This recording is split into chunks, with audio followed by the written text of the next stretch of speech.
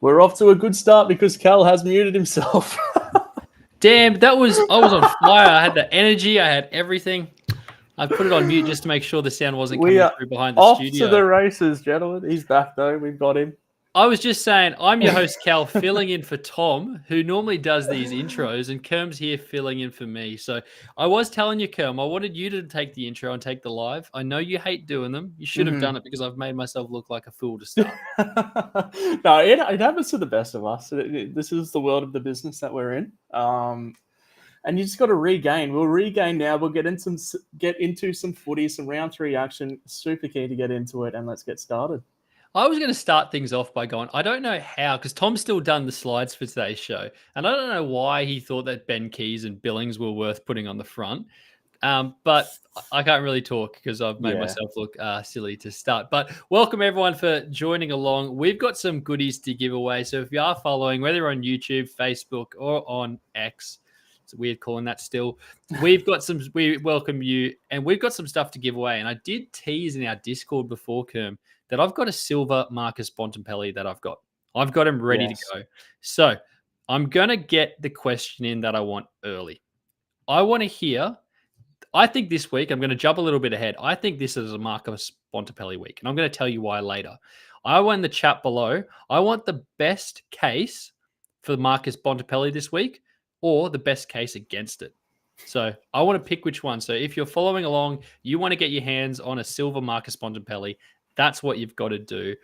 Turns out I actually have 2 extras. So if we have 2 really good cases, Kerm, maybe we give away both. Absolutely.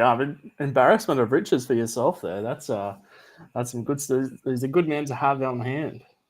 Yeah, definitely. We've already got an early question. Is that the Game Day Squad headquarters behind you? We're building towards it. We're getting there. There's a few exciting things in the works, but yeah, could be something that we are trying to spin up. But Kerm, let's get onto the show because we've got an awesome round of footy to chat about.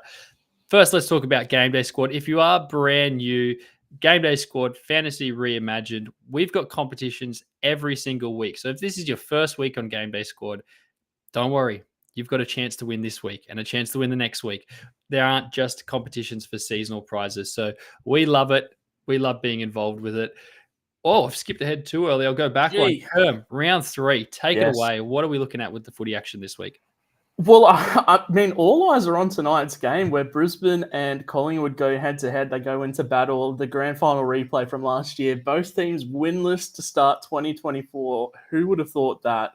But I mean, my question tonight is: imagine if tonight's game is a draw and we still don't have a winner between these two to start the season. That would just be absolutely mental. I mean, gamble responsibly, but I'm keen to see the market on that. But yeah, just imagine. I cannot wait for this game tonight. I genuinely think it'll be a humdinger game at the Gabba, under lights, grand final replay. It's just weird to see both of these insane teams winless to start the season, and who knows? Maybe we don't have a winner coming out of it. It's quite funny because all my Brisbane Lion mates, being here in Brisbane, none of them are confident. They all think they're going to lose. But on the flip side, anyone that I know goes for Collingwood is confident. Yet the markets are the complete opposite. So, yeah, I can't wait. I can't wait to see what I was thinking of. Now, getting onto the fantasy stuff, this week, there are a lot of Giants I had in my squad, and there are a lot of holes that they've left open this week. Tom Green being the notable one. I think he is running around in everyone's squad if they have him at the moment. I don't even know if you can replace him, but, yeah. It's tough to replace someone of that. The guy is... I mean, we can talk about it later on in different shows because the Giants aren't actually a part of this round. So, I mean, it's don't want to harp on it too long, but Tom Green is just something special, man.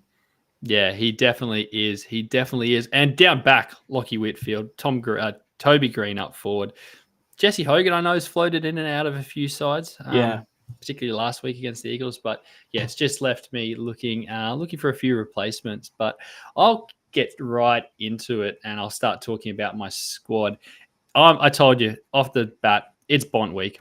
I think the Dogs as a midfield group are going to eat this week against the Eagles.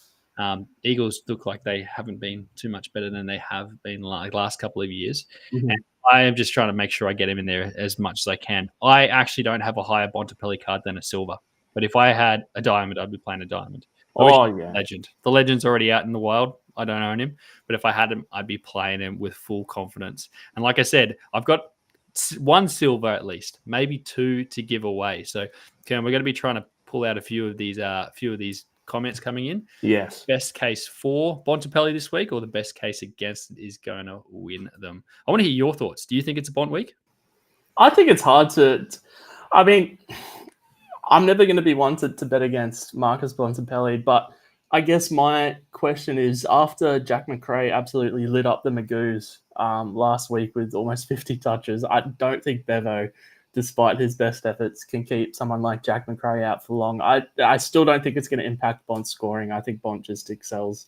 But yeah, that's just something on the side to think about. Yeah, well, you know my rule: don't play players when they're rushed back. So yeah, he's the only one I've gone with. But potentially, it's a Libba week. If it could be. He's always that sort of B plus player. But if you've got a good Libba card, this could be the week. DeSink reckons that he often finds when games are one-sided, it's players don't try as hard and spend a lot of time on the bench. Yeah, it's a case. He'll probably go forward and kick a bag. It's the current clubhouse leader. So that's the case you've got to beat, either for or against the Bont this week to get your hands on the silver. I'd see the opposite. It's the chance to absolutely dominate. Yeah. Go on to my next one. I don't love my forwards this week. I really don't. I know we're only missing Toby Green, but I've just... Nat Fyfe, do you trust playing him again after being subbed off? Let me just keep going on with what you're discussing, because I'm just going to bring up his scores on my end. I've been very focused on the IPL side. I just want to see what Fyfe's been doing. That's 75 he got last week and then subbed off at 3/4 time. So he was on track for a ton, and that hurt because I was like, yeah, no, it works well. Billings, I don't love. I don't fully trust. Perkins, I don't fully trust. Papley, I don't fully trust. Heaney's maybe the other one I do with Jackson. And then Mackay, who knows? He could go back to Mackay. So I don't know. If I'm going to lose it this week and if I'm going to be sitting on the show next Monday, it's going to be because of my forward group. And lastly, is Gawn and English now the go-to ruck pairing this season? I've seen a lot of squads at the moment roll with that. Not a lot of Rowan Marshall love. I I remember this time last week I subbed him in the Thursday game. I subbed him out, and I thought I made a huge mistake because he got off to a flyer. But he hasn't quite been as good as he was last year. But it's not like these guys are miles ahead. But do you think they're pretty consensus 1 and 2 at the moment? Yeah, I think so. We'll get onto my team in a little bit, but I've gone. Spoiler alert, I've gone Gorn in English as well. I think a lot of people are following suit. So, just seems to be the safest option. People are going safe with their rucks, and I think that's the best way to go about it early on in the season. I was looking up Myers too.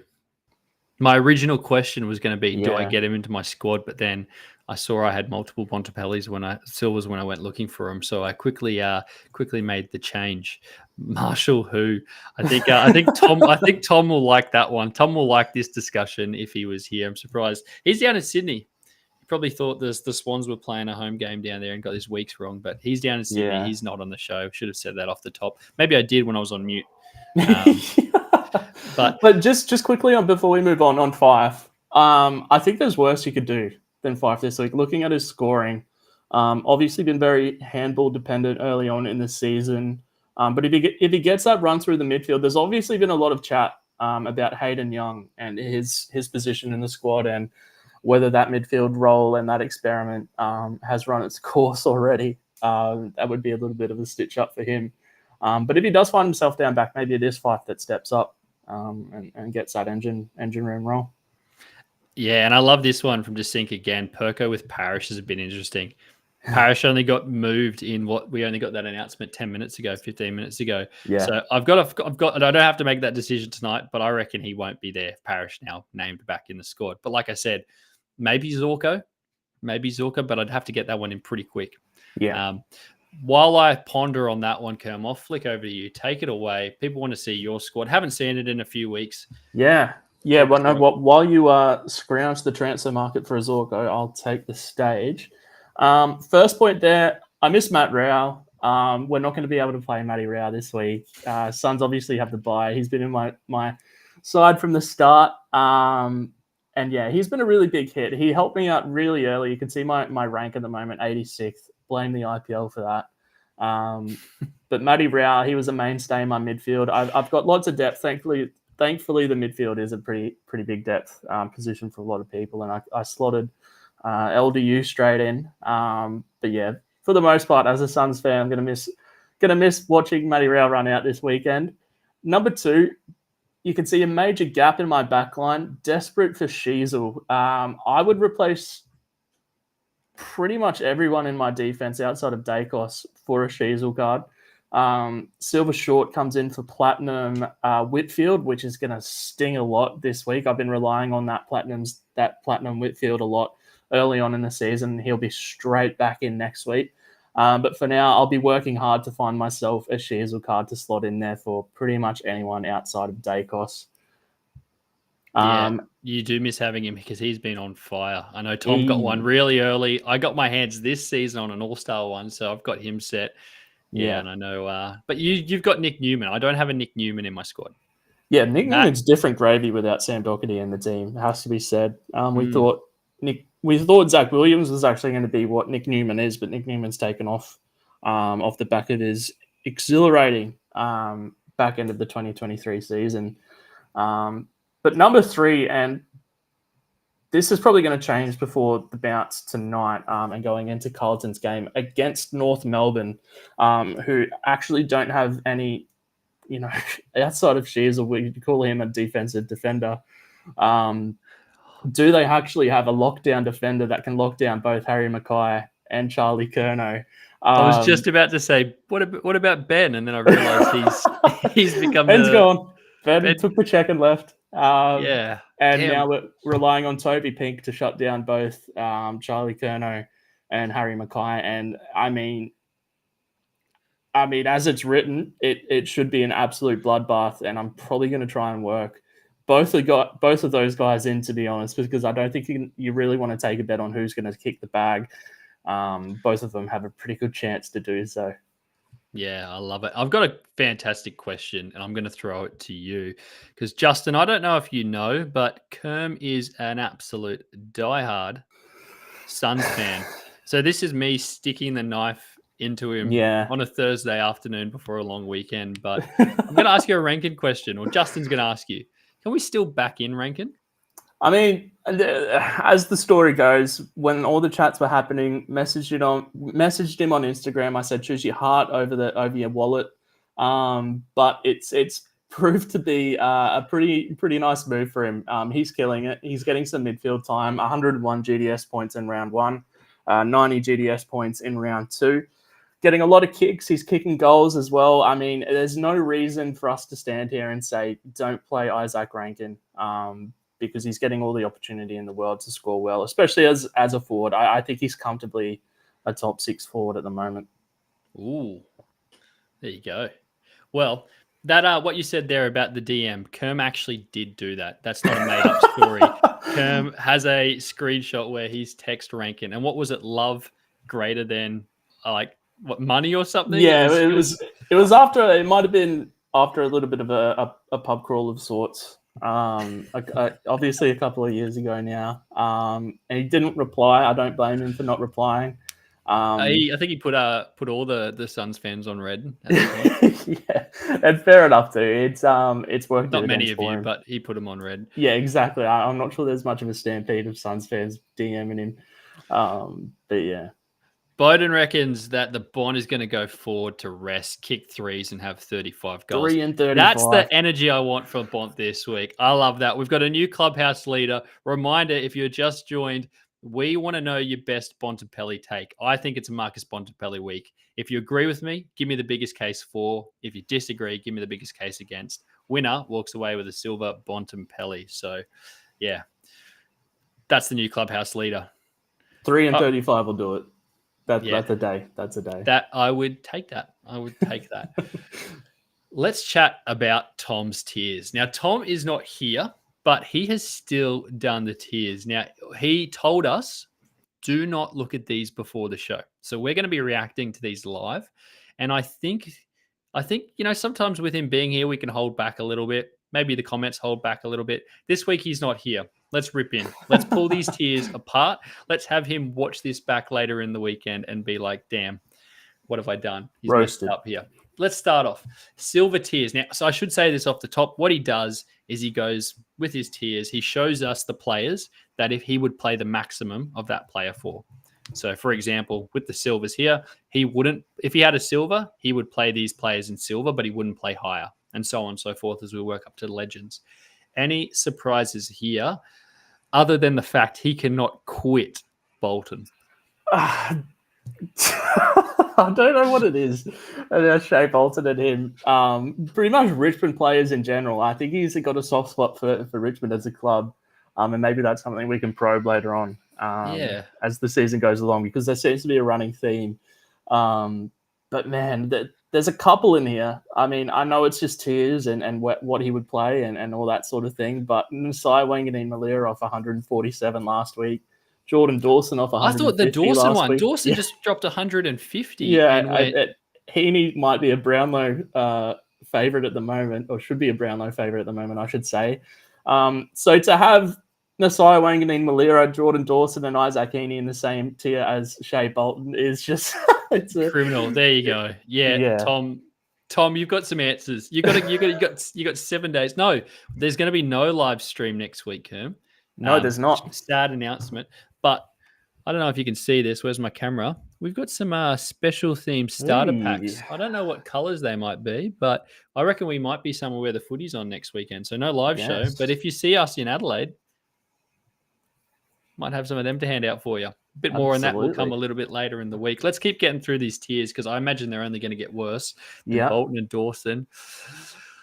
Well, straight away on the end, I see an issue this week, but I can't really argue with the other three, particularly with Parrish coming back in for merit. I'm okay with him dropping that one down. Sarong, though. Well, yeah, I mean, it's a tough tier because you damned if you do, damned if you don't type thing. I think just about all these players in this tier can make a case for being the number one in their position for the week at the end of it. Sarong, for me, averaging 162 GDS fantasy points to this point in the season. I mean, what more could you want from the guy? I know that the fantasy community has this sort of perception with him and Andy Brayshaw and Fremantle and all this sort of thing. Sarong sort of gets overlooked. But Sarong at the moment, he is just a joke, and that sort of stereotype, if you'd call it, needs to drop because he is playing at you can see it there. Mark Jones, Sarong has to be legend at the moment. I tend to agree. I've got a question for you. I'm going to put you on the spot. Better dynasty asset in the game? Okay. Sarong or Brayshaw? Sarong. I think it's Sarong. I think. I mean, it's obviously both guys are incredible footballers. Yeah.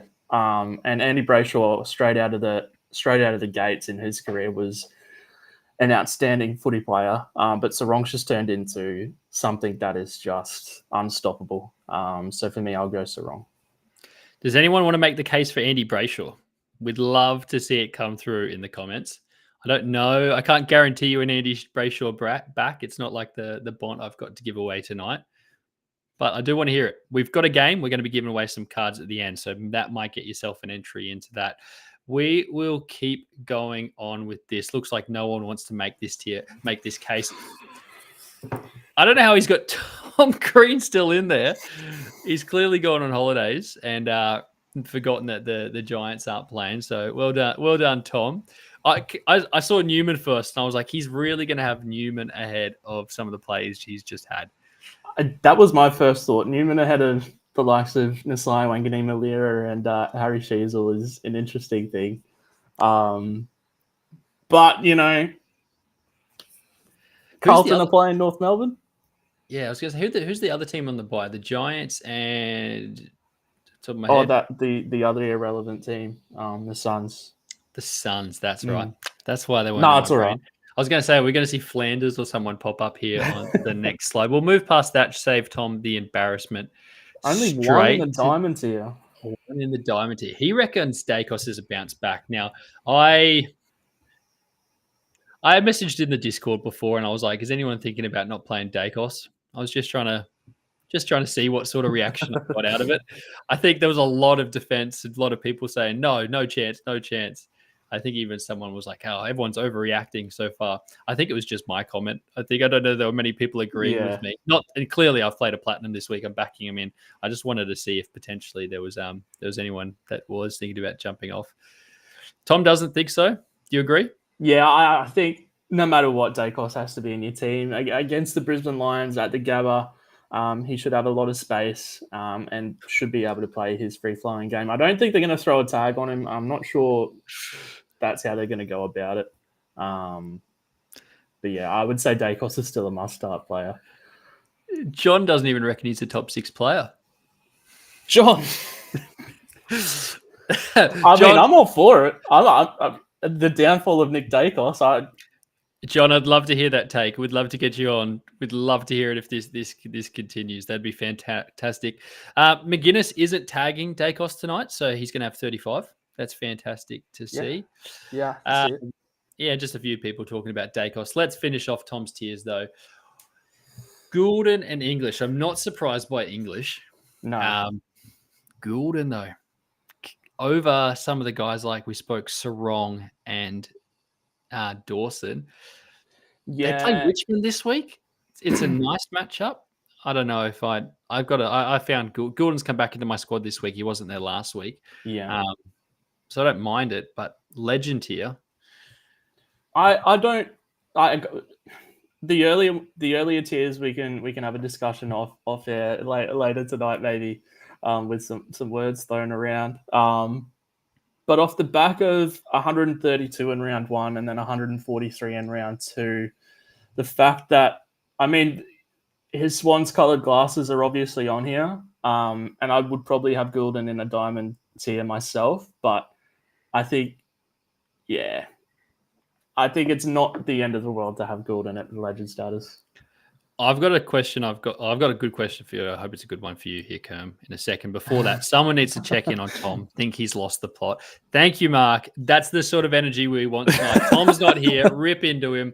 Like I said, we'll be gather around next week, but we'll be back in 2 weeks. His face. Yes. Feel free, come up, find him, let him know about it. Kerm, I got a question for you because that Gulden Legend card has been sold, and it's currently the highest sale on the Aussie Rules side of the Game Day Squad platform. It's the largest sale. How many Legend cards do you reckon would go above it right now? Ooh. So, I guess a better question is how many players would you want their Legend of over Nick Dacos, and you think people would pay over what was paid for Gulden? I'll put you on the spot. That is a tough question. Dacos? Dacos, I still think would go for more at this stage. I can give you some rapid fire. Sarong? No. I'd still take Gulden over Sarong. That's the one I was thinking about when you first said it. I was like, are people going to go that defender?